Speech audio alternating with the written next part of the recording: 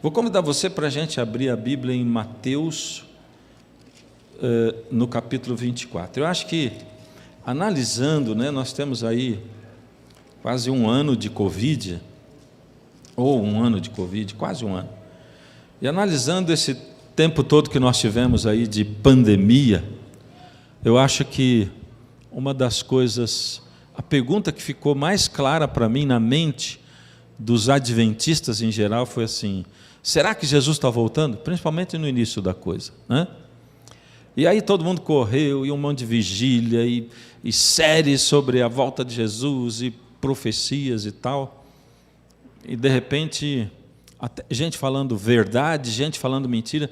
Sabe quando tem gente falando mentira? É muito interessante, porque quer dizer que a verdade também está no seu momento. Porque o inimigo só levanta a gente falando mentira quando Deus levanta a gente falando a verdade.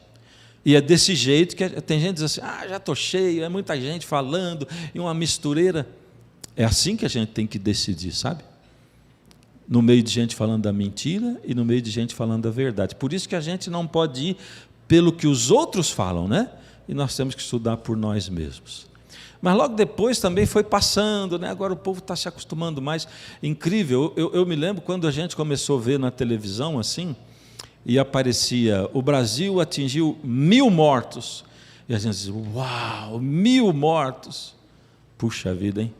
Hoje a gente tem 1000 por dia, né? Levou uns meses para atingir os primeiros 1000. E cada vez que aumentava a gente ficava assim: e agora 1000 por dia. E as pessoas estão tranquilas. Como é que a gente se acostuma com essa coisa? A gente se acostuma com a desgraça, a gente se acostuma. E quando chega perto da gente, aí o prejuízo é maior, né?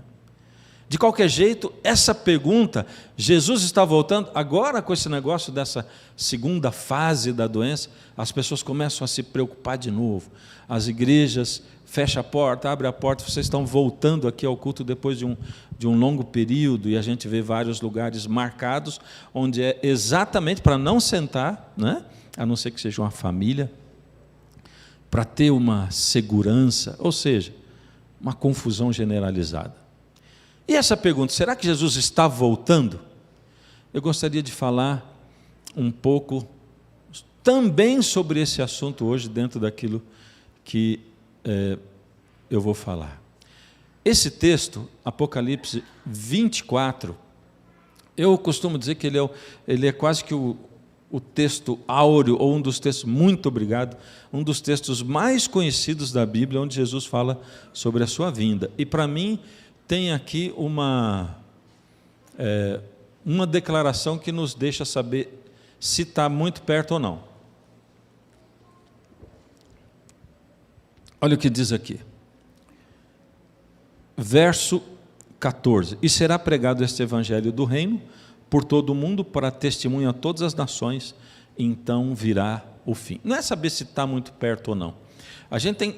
O que a gente fica sabendo aqui é que antes de Jesus vir, tem uma condição a ser cumprida.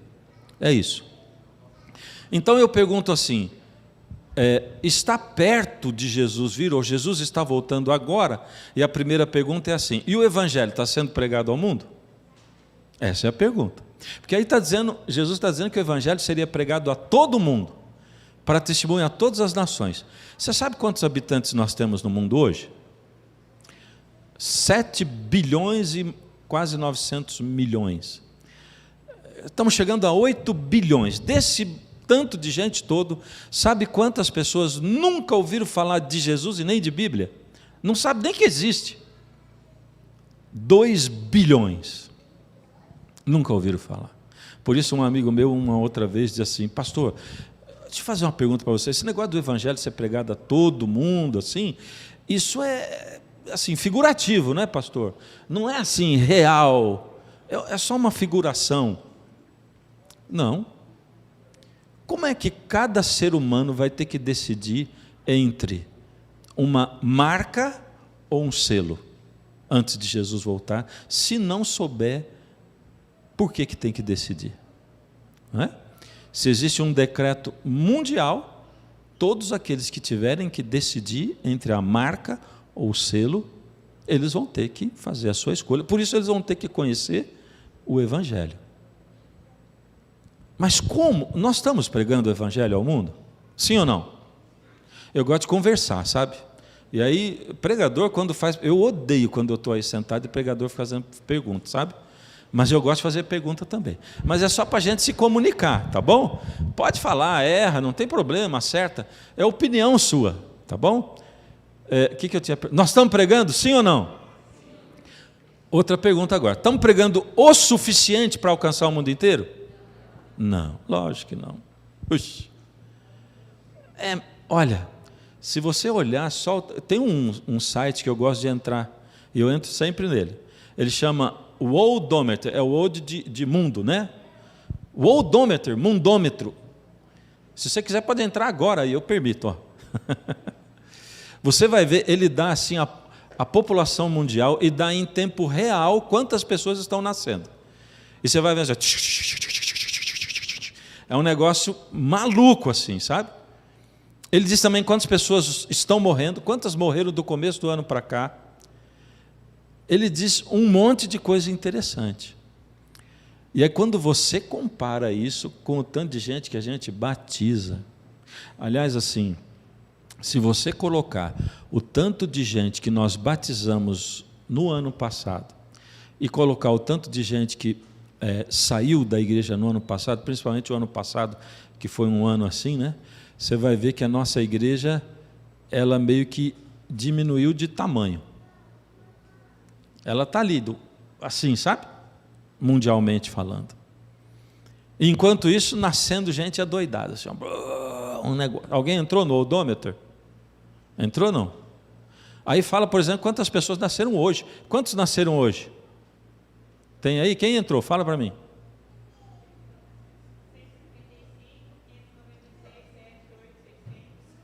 Olha aí, é um número absurdo. E aí você vai ver quantos que nós batizamos. É um negócio incrível. Estamos muito atrás. Ou seja, a gente descobre, primeiro, que antes de Jesus voltar, o Evangelho tem que ser pregado. E segundo, a gente descobre que a missão que Jesus deu para a gente é uma missão impossível de ser feita. Você acha que a gente consegue pregar o Evangelho a todo mundo assim? Impossível. É impossível de ser realizado. Agora, eu vou dizer para você assim, contudo ela seja impossível, um dia ela já aconteceu e o Evangelho já foi pregado ao mundo uma vez. Está lá em Colossenses no capítulo 3, eu não me lembro o verso, mas Paulo diz assim, tendo chegado o Evangelho a todo mundo. Então, na época de Paulo, o Evangelho foi pregado a todo mundo daquela época. E aí alguém poderia dizer, peraí, mas o mundo conhecido era bem menorzinho, né? Mas você compara o seguinte, que naquela época não tinha nem carro, não tinha nem avião, os barcos eram nada comparado com os barcos de hoje, navios, e tem mais, não tinha internet. Ou seja, pregar o Evangelho naquela época era muito mais difícil. E pregar o Evangelho a todo mundo naquela época era mais difícil do que pregar o Evangelho a todo mundo nessa época na qual a gente vive. Porém, o Evangelho foi pregado a todo mundo daquela época. Ou seja, eles conseguiram executar essa missão que Jesus deu para a gente e que é impossível. Por isso que Paulo achava que Jesus ia voltar na época dele. E ele fala lá em 1 Tessalonicenses, quando ele fala da volta de Jesus, ele diz assim, os que morreram em Cristo ressuscitarão primeiro, e depois nós, os que estivermos vivos, seremos transformados. E juntamente com eles, ele se inclui, nós, os que estivermos vivos. Mas Jesus não voltou na época dele. E isso indica que agora sim, na nossa época, porque Jesus não voltou ainda, é que o Evangelho tem que ser pregado a todo mundo de novo. De novo. Como eles conseguiram pregar o Evangelho a todo mundo naquela época? Como?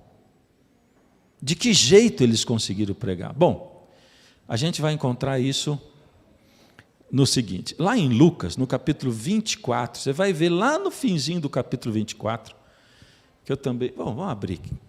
Você vê que eu lembro os capítulos, sim, mas eu não sou Leandro Quadro, então eu não lembro o versículo. Mas vamos lá, Lucas 24. Vamos pensar o seguinte: enquanto Jesus esteve aqui e andou com os discípulos, a nota tônica de Jesus era assim: ide por todo mundo e pregai o Evangelho, né? Ide, fazei discípulos de todas as nações. Aí Jesus enviou os 12, lembra? Depois Jesus enviou os 70, né? Ele estava preparando e enviando, ele estava, e a ordem é: ide, pregai o Evangelho, ide, pregai. Agora Jesus tinha, aqui em Lucas 24, Jesus tinha morrido, tinha ressuscitado, já tinha andado com os discípulos 40 dias, ele estava para subir para o céu, e agora chegou a hora de Jesus dizer a última ordem dele. A gente espera que Jesus vai dizer o quê? Agora é a hora, ide, vão, corram pregar o Evangelho. E olha o que Jesus disse, verso 49: eis que envio sobre vós a promessa de meu Pai, permanecei, pois, na cidade, até que do alto sejais revestidos de poder. Opa! O tempo todo Jesus fala assim: ide, e agora na hora de ele ir embora, ele fala o quê? Vocês lembram que eu gosto de conversar? O que ele falou? Permanecei. Ele falou assim: fiquem. O tempo todo ele diz ide, e agora ele diz assim: fiquem. Fiquem até que vocês recebam do alto o poder. Que poder era esse? Era o poder do Espírito que tinha sido prometido no Antigo Testamento e do qual João Batista vinha falando. Porque João Batista diz assim: eu batizo com água, mas depois de mim vem um que vai batizar com o fogo do Espírito. Ele estava falando de quem? De quem? Ele estava falando de Jesus, que ia trazer a dispensação ou o tempo do batismo do Espírito. É isso que ele estava falando. Eu estou batizando com água, mas depois de mim vem um que vai batizar com o Espírito Santo. E a gente vê então que os discípulos ficaram, eles foram para um cenáculo, para uma sala, e ali eles começaram a orar e a clamar a Deus. E nesse momento que eles descobriram, que eles entenderam o momento que estavam vivendo, e que eles decidiram seguir a ordem de Jesus, eles confessaram os seus pecados uns para os outros, eles clamaram pelo poder do Espírito, e o Espírito desceu sobre eles. Aí a gente encontra em Atos 2, vamos lá em Atos 2, o Espírito desceu sobre eles, e eles começaram a pregar em línguas de nações, como está escrito ali em Atos 2. É só ler Atos 2, está escrito lá que eles começaram a pregar em línguas de nações. Porém, quem estava ali começou a achar que eles estavam bêbados. É lógico, o camarada estava ouvindo, eu entendo ele falando, mas os outros estão falando que esses aí são pescadores, o que eles estão falando, esse blá blá blá? Aí Pedro se levanta. Verso 15: esses homens não estão embriagados, como vim dispensando, sendo que agora são 9h da manhã. Mas o que ocorre é o que foi dito por intermédio do profeta Joel. E ele começa a recitar, e acontecerá nos últimos dias e tal. Mas eu não quero ler essa promessa aqui, eu quero ler lá em Joel. Vamos ler lá em Joel? Se você tem a Bíblia em papel na sua mão, Joel está logo depois ali, sabe, tem Jeremias, tem Lamentações, Ezequiel, Daniel, Oséias, aí vem Joel, depois de Oséias, tá? Joel 2, verso 28. Olha a promessa. Pedro então está dizendo assim: olha, vocês estão achando que nós estamos bêbados? Não estamos bêbados. O que está acontecendo aqui agora é que nós estamos recebendo a promessa do Pai. E o que Jesus tinha dito? Fiquem até que vocês recebam a promessa do Pai. E ele diz, a promessa do Pai, que é dita lá em Joel. E ele diz assim: e acontecerá depois que derramarei o meu Espírito sobre toda a carne, vossos filhos, vossas filhas profetizarão, vossos velhos sonharão, e vossos jovens terão visões. E aí ele vai, continua falando. Essa era a promessa. Essa era a promessa do Pai, da qual Jesus tinha falado, e que ele falou: fiquem para vocês receberem a promessa do Pai, essa promessa de Joel. E eles ficaram, E Pedro diz assim: o que está acontecendo aqui é que nós estamos nesse momento recebendo a promessa de Joel. Só que quando a gente, como Pedro cita aí, a gente só fica nessa parte. Mas a promessa de Deus, ela começa antes no livro de Joel, no próprio capítulo 2. Quer ver? Vamos voltar uns versículos antes aí. Olha o que diz ali. Verso 23. Alegrai-vos, pois, filhos de Sião, regozijai-vos no Senhor vosso Deus, porque Ele vos dará em justa medida a chuva, fará descer como outrora, a chuva temporã e a chuva serôdia. Ele tinha prometido a chuva. E ele diz assim: Deus vai fazer, fiquem alegres, porque Deus vai fazer descer sobre vocês a chuva. Que chuva? E ele divide essa chuva em duas chuvas: a chuva temporã e a chuva serôdia. Olhando para o que a gente batiza hoje, comparado com o tamanho do mundo, se eu fosse usar uma alegoria, eu ia usar essa alegoria assim: a nossa eira de trigo está vazia. Plantamos e colhemos pouco, e o que a gente colhe ainda escapa pela porta do fundo da igreja. É ou não é? Os nossos lagares estão vazios, porque a gente colhe muito pouca uva e muita pouca azeitona, então tem muito pouco vinho e muito pouco azeite. E a gente olha aqui para uma cidade do tamanho dessa, e nós estamos aqui, dentro da igreja, aqui, um pinguinho de gente. Quando batiza 100 num ano, olha lá, hein, batiza 150 no ano, se fizer isso, todo mundo vai pular de alegria, é ou não é? A gente acha que é muito. Eu, como pastor, vergonha, eu sempre pastor distrital, agora eu estou aqui no departamento, mas sempre distrital, aí vem o alvo do ano, 50, 80, me dá vergonha, mas dá trabalho conseguir isso. Isso aqui é o pior de tudo. Às vezes a gente não consegue. E agora? Olha só o que Joel fala. Ele diz assim: Deus vai derramar chuva temporã e serôdia. Ele diz assim, verso 24: as eiras se encherão de trigo, e os lagares transbordarão de vinho e de óleo. Ele está dizendo assim: querem ver muita gente sendo batizada? É isso aqui. E olha o que aconteceu. Pedro, então, no sermão dele, ele está dizendo assim: vocês estão achando que nós estamos bêbados? Não. O que está acontecendo é que nós estamos recebendo a promessa de Joel, a promessa do Pai. O derramamento do Espírito é a chuva. Que chuva estava caindo lá? Temporã ou serôdia?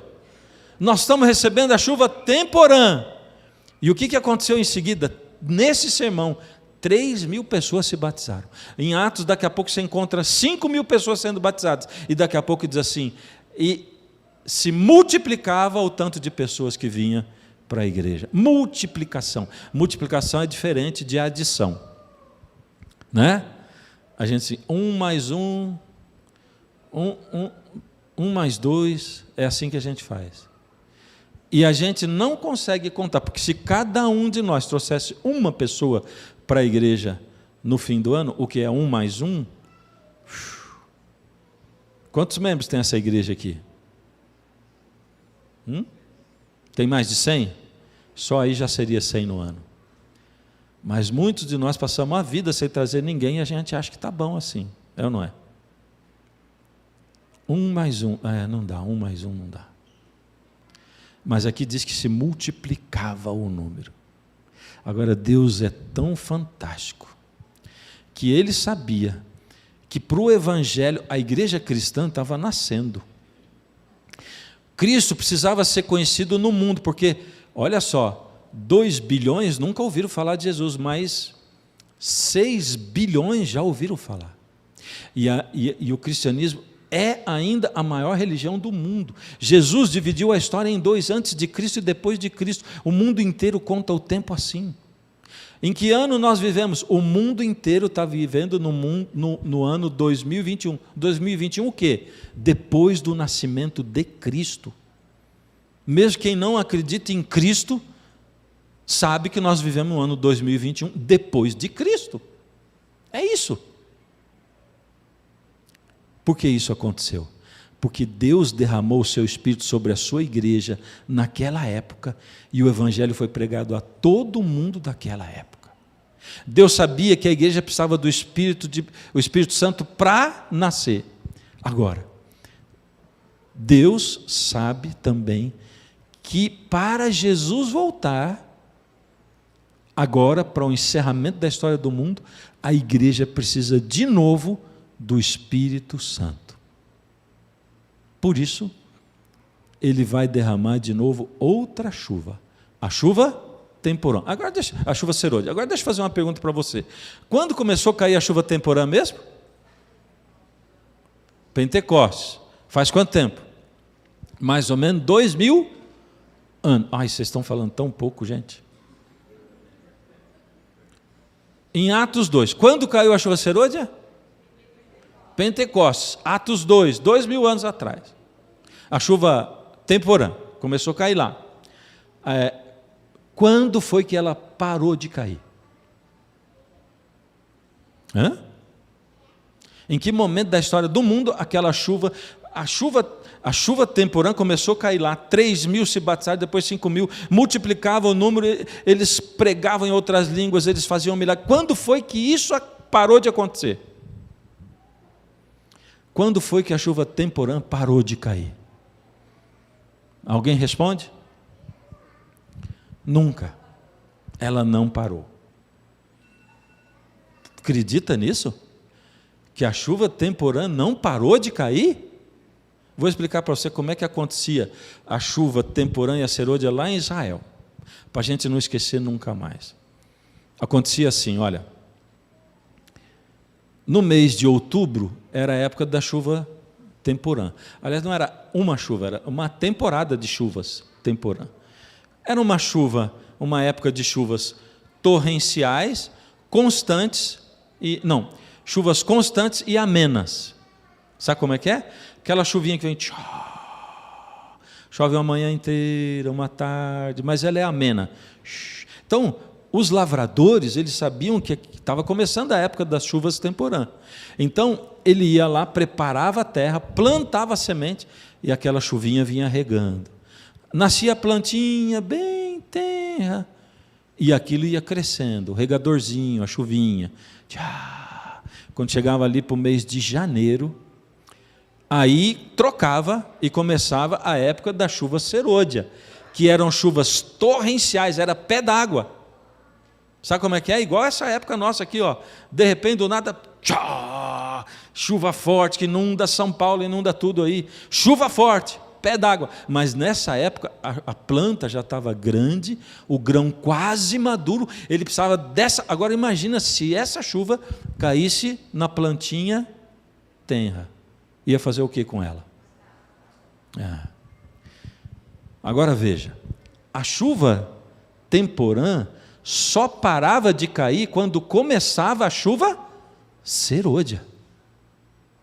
Por isso, essa chuva temporã de lá não parou de cair, cai até hoje. Para a gente entender isso, vamos para a conversa de Jesus com Nicodemos. Está lá em João 3, eu não vou abrir. Mas Nicodemos era um doutor da lei, um pastor conhecido, pregador. E Nicodemos, ele pensou, será que Jesus é o Messias mesmo? Deus tocou o coração dele. E ele teve vontade de conversar com Jesus, foi de noite para se esconder. Mas ele chegou lá e disse, mestre, sabemos que és mestre em Israel, porque ninguém poderia fazer as obras que o senhor faz. E Jesus já foi direto no assunto. Ele falou, Nicodemos, vamos direto no assunto? Você tem que nascer de novo. Nicodemos ficou muito chateado. Porque você tem que nascer de novo, quer dizer o seguinte, esse Nicodemos que está aí, não presta, joga no lixo. Tem que nascer um outro. O Nicodemos entendeu, mas ele foi irônico com Jesus. Disse, mas como é que eu, sendo grande, vou entrar na barriga da minha mãe e vou nascer de novo? E aí Jesus disse para ele, e aqui está o cerne do que a gente quer aprender. Ele diz assim, Nicodemos, você está falando de uma coisa e eu estou falando de outra. Você está falando de ser nascido da carne, e eu estou falando de ser nascido do Espírito. Nascido da carne é todos nós que nascemos nesse mundo. Entendeu? É quando a gente nasce da mãe, nasceu da carne. Todos nós somos seres humanos carnais. É isso. E todo mundo nasce assim, Nicodemos. E você também é nascido assim, e eu também. Acontece, Nicodemos, que eu estou falando de uma outra coisa. Estou falando de ser nascido do Espírito. O que é nascido da carne é carne, vai praticar as obras da carne a vida inteira, vai ser pecador miserável a vida inteira, vai ser escravo do pecado a vida inteira e não vai subir, não vai crescer espiritualmente. Agora, para crescer espiritualmente tem que ser nascido do Espírito. Quem aqui, aí diz assim, todo aquele que nascer da água e do Espírito. Quem não nascer da água e do Espírito não pode entrar no reino do céu, Jesus falou. Quem aqui é nascido da água? Quero ver a mão levantada. Batizou. Quem aqui é nascido do Espírito, foi batizado no Espírito Santo? Você vê que diminui o tanto de gente que levanta a mão? Sabe por quê? É porque a gente tem dúvida. Ainda hoje é capaz de você encontrar alguém de uma outra religião que diz assim, na tua igreja tem o batismo do Espírito Santo? E você dizer, não. Mas como não? Jesus diz assim, quem não é nascido da água e do Espírito, não pode entrar no reino do céu. Tem que ser nascido do Espírito. Quando eu nasço do Espírito? Bom, quem é meu maior exemplo? Quem? Maravilha. E quando é que foi que Jesus nasceu do Espírito? Você vai encontrar aqui em Lucas, no capítulo 3, ali diz assim, estava João Batista batizando, e batizando várias vezes, Jesus também veio para ser batizado, e diz assim, João Batista o batizou, e estando ele a orar, o céu se abriu, o Espírito Santo desceu como forma de pomba, forma corpórea de pomba, pousou sobre ele, e a voz do Pai falou. Ou seja, agora, no capítulo seguinte já, diz assim, e Jesus, cheio do Espírito, foi para o deserto. Olha só, cheio do Espírito. Jesus também não ousou começar o ministério dele sem antes ser batizado no Espírito. Ele deu o exemplo, por isso ele disse para os discípulos, fiquem aqui e peçam a promessa do Pai. Jesus, ele mesmo recebeu o Espírito. Bom, como é que é o nascimento carnal? Quando nasce um bebezinho, qual a primeira coisa que a gente espera que ele faça? Judiação, né? A gente espera que chore. Por quê? Está respirando bem. Agora, e quando um ser humano carnal nasce da água, qual a primeira coisa que a gente quer que ele faça? É que ele nasça também do Espírito, que é esse sopro. Ruach. O Espírito é esse sopro. Você encontra um paralelo lá em Ezequiel 37, no Vale dos Ossos Secos. Acontece lá, milagre. Primeiro, os ossos estão misturados. Próxima fase, os ossos se juntam, formam esqueleto. Milagre, é ou não é? Isso para mim já seria um milagre. Aí, segunda fase, agora forma carne, tendão, pele. Agora são cadáveres, não são nem osso espalhado e nem esqueleto, são cadáveres, dá para conhecer. Milagre maior ainda. Aí nesse momento, se você lá, o capítulo 37, diz assim, porém eles ainda estavam mortos, porque lhes faltava o Espírito. E ali está Espírito com letra minúscula, está falando de respiração. E Deus diz assim, profetiza sobre eles. E o profeta profetiza. Vem Espírito dos quatro ventos da terra. É o que ele fala. E lá embaixo, no mesmo capítulo, Deus diz assim, e isso eu vou fazer com o meu povo de Israel. Porei neles o meu Espírito, e agora está com letra maiúscula. E eles viverão. Deus está dizendo o quê? Se você foi batizado na água, mas não tem o Espírito, está morto espiritualmente. É sério. É questão de vida ou morte. Questão de vida. Eu costumo dizer que isso aqui, a Bíblia foi quem inventou o Walking Dead, os mortos-vivos. O Walking Dead é cristão que não tem o Espírito. Está morto espiritualmente. Puxa, e como é que eu consigo o Espírito? Olha, quando a gente nasce da água, é como se a gente... Lembra da parábola das 10 virgens? A gente ganha de Deus uma lamparina acesa.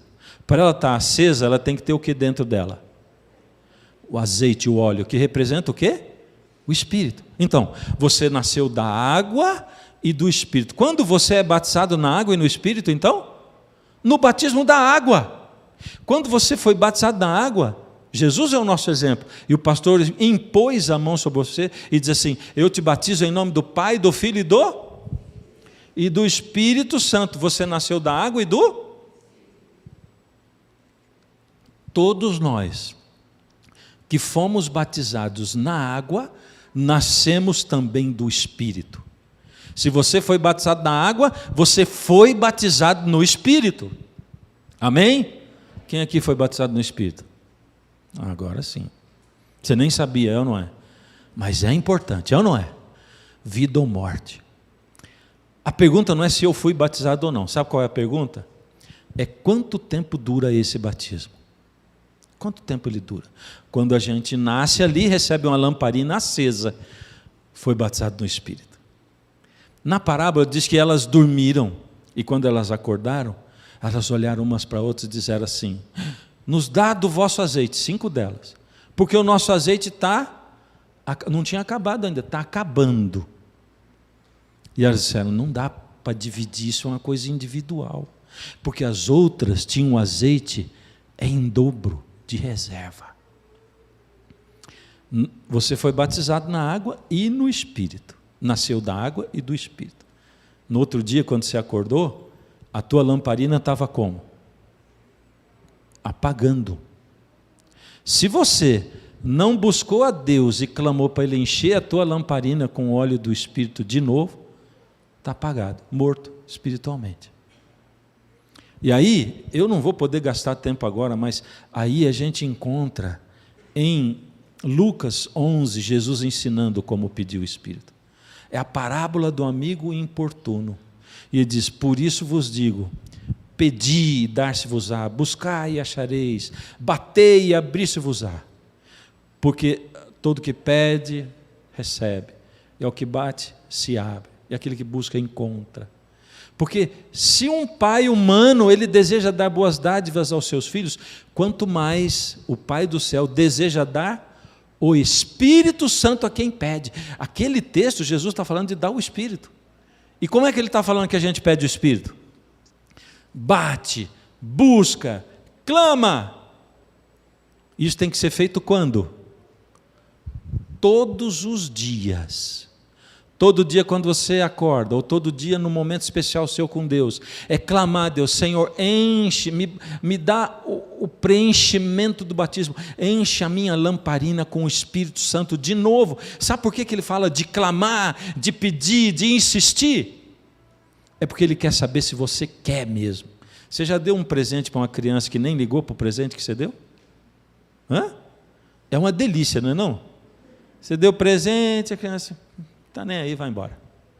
Ah, isso aqui? É assim que Deus se sente em dar o Espírito para quem não está querendo. Ele não vai dar. Ele quer saber se você quer mesmo. Ele quer saber se está no fundo da tua alma. Ele quer saber se você sente que sem o Espírito você está morto. E é por isso que hoje a gente tem o Espírito Santo à disposição. A chuva temporã ainda está caindo, mas a maioria de nós não recebe. Não recebe, porque não pede, porque não quer, porque não clama ou porque não conhece. Porque o meu povo perece por falta de conhecimento. Agora, já ouviram falar? Quem não recebe a chuva temporã, não recebe a chuva serôdia. Não é bem isso. É que se eu não recebo a chuva temporã, o batismo diário do Espírito. Então, vamos lembrar de um negócio, para você não esquecer nunca mais. O que é chuva temporã? Batismo diário do Espírito Santo. O que é chuva temporã? Batismo diário do Espírito Santo. Não vai esquecer nunca mais? Chuva temporã é o batismo diário, é quando eu vou sozinho, não no culto familiar, não, sozinho diante de Deus, eu clamo: Deus, eu preciso que o Senhor me batize com o teu Espírito de novo, enche a minha lamparina de novo, e Ele vai encher de novo. Sabe por que tem gente na Bíblia que perdeu o Espírito? 1 Tessalonicenses 5,19 diz assim: não apagueis o Espírito. Eu posso apagar o Espírito. Você vê Saul, você vê Sansão, você vê exemplos na Bíblia. Judas apagou o Espírito. Saul recebeu o Espírito, apagou. Sansão recebeu o Espírito, apagou.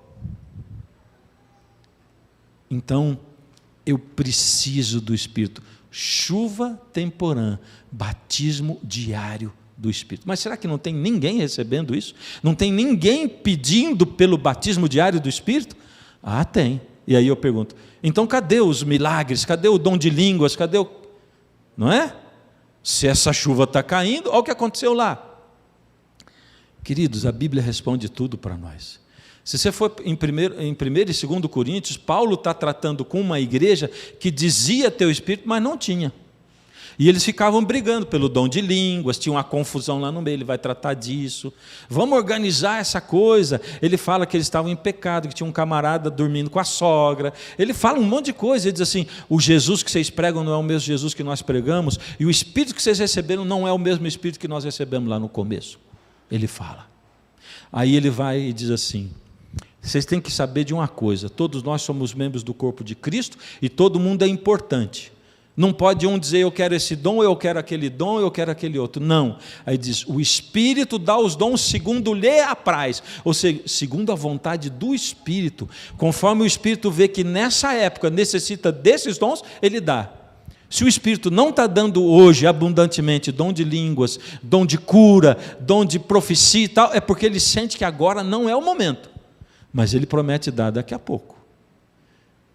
E eu tenho que receber os dons que o Espírito dá. Aí Paulo diz assim, eu vou apresentar, ele diz, buscai os melhores dons, e eu vou dar para vocês o melhor de todos os dons. 1 Coríntios 13, qual é? O amor.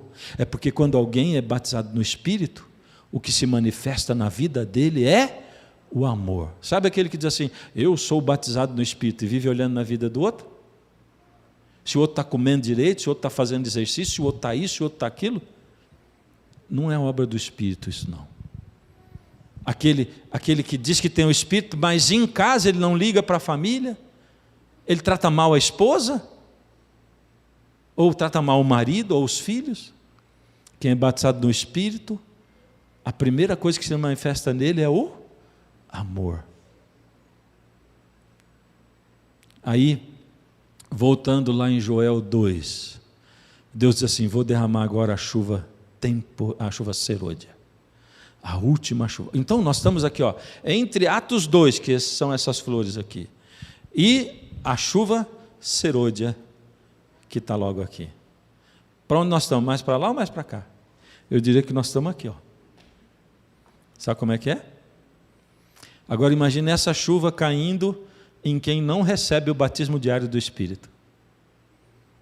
Uma chuva torrencial, caindo sobre uma plantinha que não está com o grão quase amadurecido. E lá diz assim, derramarei o meu Espírito sobre toda a carne. O Espírito vai descer. Só que o resultado em um é diferente do resultado em outro. Essa é a coisa. Aí, tem uma palavra lá no texto de Joel, está aberto lá? Se não tiver, abre de novo, Joel 2. Essa palavra nós vamos terminar com ela. Ela me incomoda. Me incomodou quando eu li, porque diz assim, e acontecerá depois que derramarei o meu Espírito sobre toda a carne.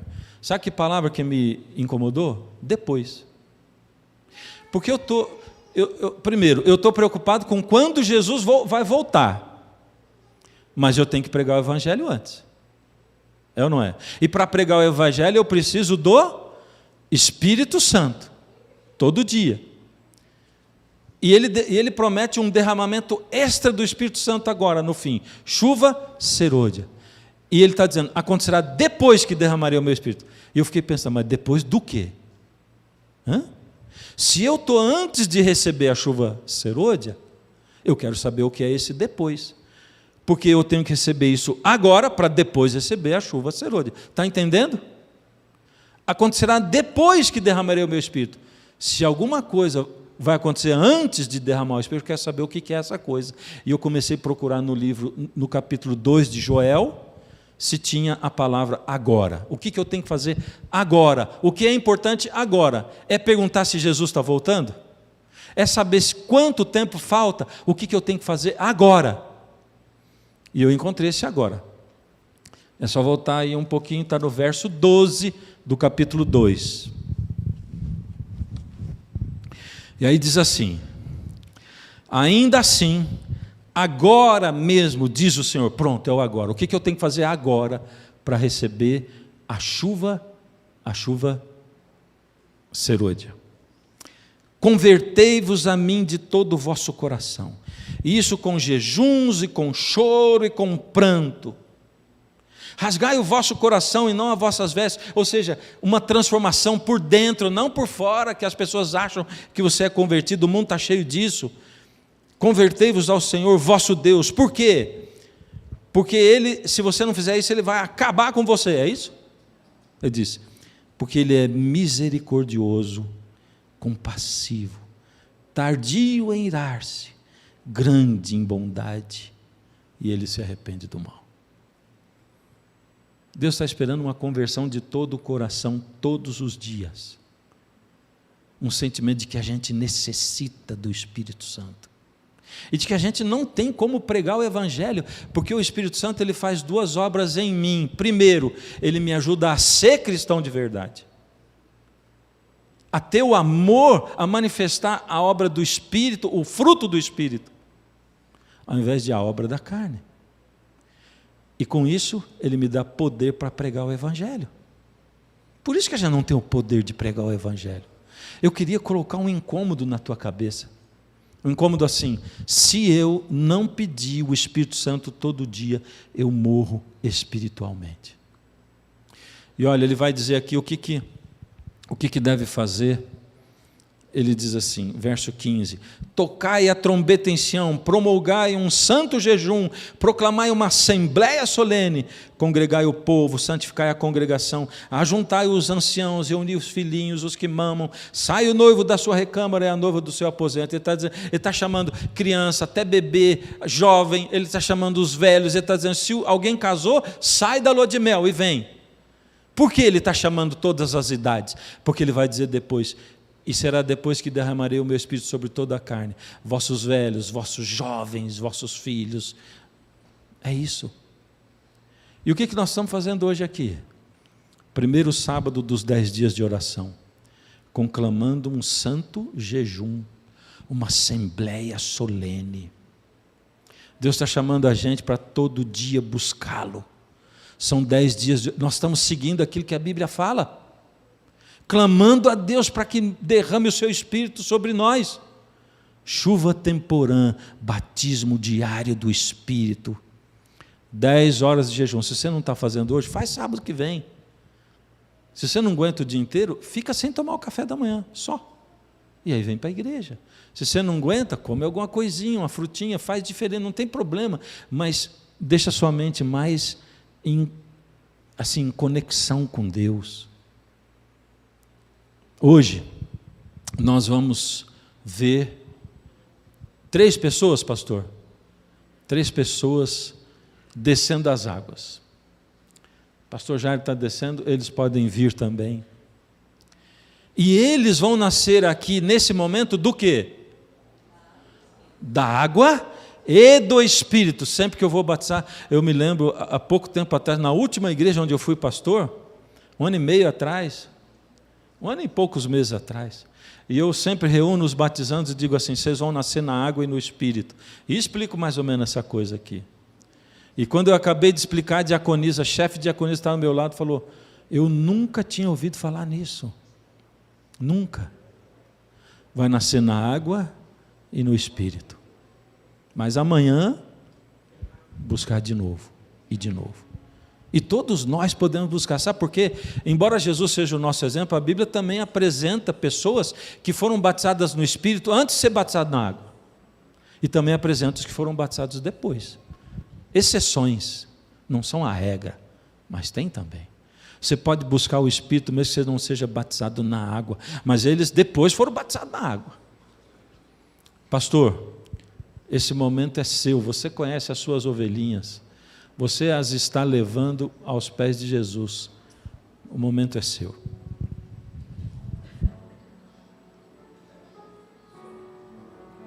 Teste. Alô, teste. Quem quer primeiro? Alô, teste. Microfone. Saiu. Funcionou. Que alegria poder batizar nesta manhã os 13 irmãos, que o sonho era que fossem os primeiros a serem batizados. Eu não sei como é que eu vou batizar os 3 ao mesmo tempo. Vão ter que tirar 0 e 1 aqui, né? Mas, como o pastor pregou, o Espírito Santo está aqui entre nós. E ele já tem feito o trabalho. Aqui estão os pais felizes, emocionados, por um momento tão feliz como esse, voltando ao templo do Senhor e começando este ano eclesiástico, entregando essas vidas a Jesus.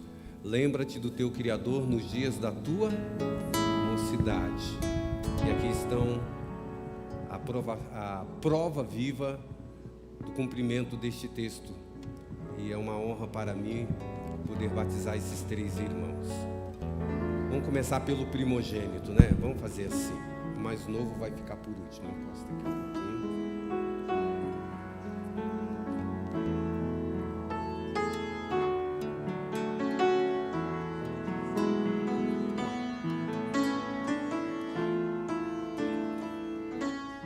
Eu esqueci de um detalhe. Vem aqui que eu preciso fazer uma perguntinha para vocês. 3 perguntas, olha, parece que é uma para cada um. Pode olhar lá para frente e vocês respondam conforme eu perguntar.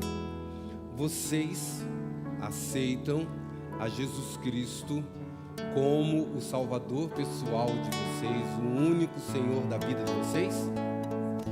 Eu não ouvi. Sim. Vocês também acreditam nas doutrinas que a Igreja Adventista ensina e vocês, com a ajuda de Deus, gostariam de colocar essas doutrinas em prática na vida de vocês? Muito bem.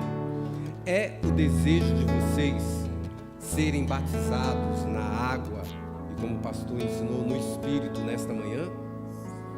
Ok, então vamos fazer isso. Agora encosta aqui, por favor. A Rafaela é a primeira. Dá um passinho para frente, Rafaela. Senhor, aqui está a tua filha Rafaela, nesse momento da vida, juvenil ainda, adolescente, entregando-se completamente a Ti. Por isto, eu, como ministro do Evangelho, batizo a Rafaela, em nome do Pai, do Filho e do Espírito Santo. Amém.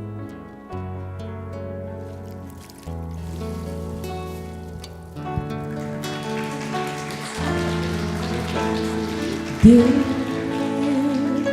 ouve minha oração.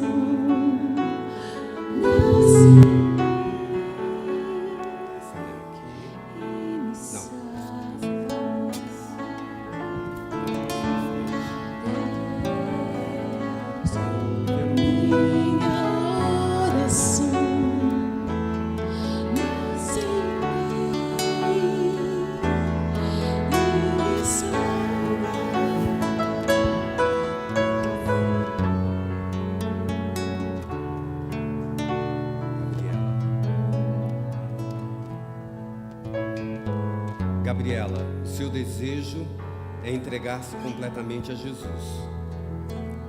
Para mim é um grande privilégio nesta manhã, como ministro do Evangelho então, batizá-la em nome do Pai, do Filho e do Espírito Santo. Amém.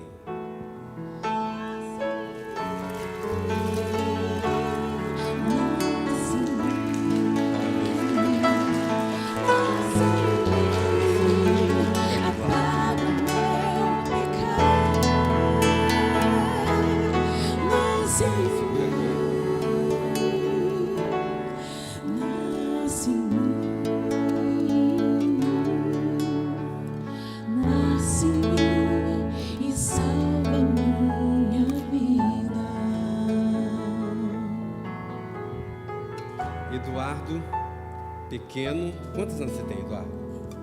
8 anos. Eu fui batizado quando eu tinha 9. E estou na igreja até hoje. Tem gente que não gosta que batize criança pequena, mas eu sou a prova que dá para ficar até o fim. Eu fique firme. Então eu, como ministro do Evangelho, tenho a alegria de te batizar em nome do Pai, do Filho e do Espírito Santo.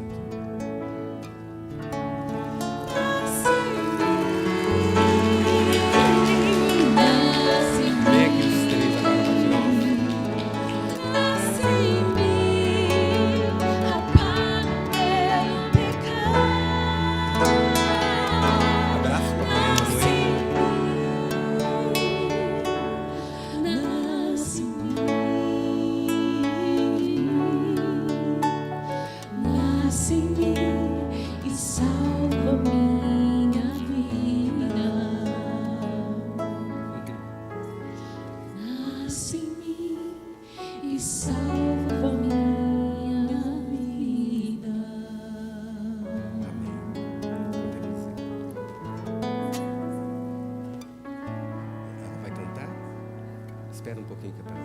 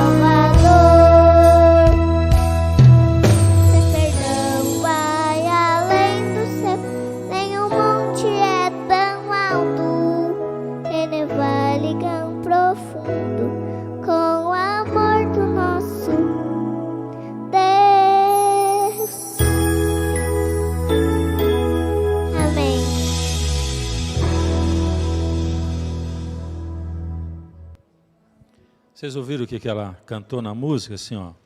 Você também, meu amigo, precisa abrir o seu coração entregando ao Salvador. Essa coisa de buscar a Deus e o batismo do Espírito quer dizer o seguinte, olha, entrega diária. Entrega é fácil? Não é fácil. É difícil. Mas a gente precisa pedir para Deus todos os dias forças para entregar. Senhor, eu quero entregar o meu coração, mas eu não consigo. Por isso eu preciso do seu poder. Mas eu quero entregar para o Senhor a minha vontade de querer entregar. Pega essa minha vontade e dá força para eu entregar. E aí coloca o seu Espírito para viver em mim. Entende? Entrega diária. Entregar. Colocar na mão de Deus. Esse é o apelo que Deus faz para a gente. Faz para você. Não vou mandar você levantar, nem tampouco vir para frente. Não vamos causar esse ajuntamento. Mas eu nem preciso pedir para que você venha, porque Deus vê cada coração. Eu quero chamar você para a gente orar. Deus amado, o Senhor hoje abre os nossos olhos para nos dizer que sem o seu Espírito, o batismo diário dele, nós estamos mortos. E a gente sabe, Pai, que o mundo não tem sido atraído para Jesus porque a gente está morto. E a morte cheira mal. A morte não é bonita e as pessoas não querem se aproximar dela. Mas nós queremos viver espiritualmente, Pai. Nós somos nada, mas sabemos que com o Teu Espírito nós podemos atrair outros como nós, pecadores, para junto do Senhor e para a vida eterna. Nos ajuda a ser de verdade, nos ajuda a com isso atrair outros, nos batiza com o Teu Espírito coletivamente e individualmente em nome de Jesus. Amém.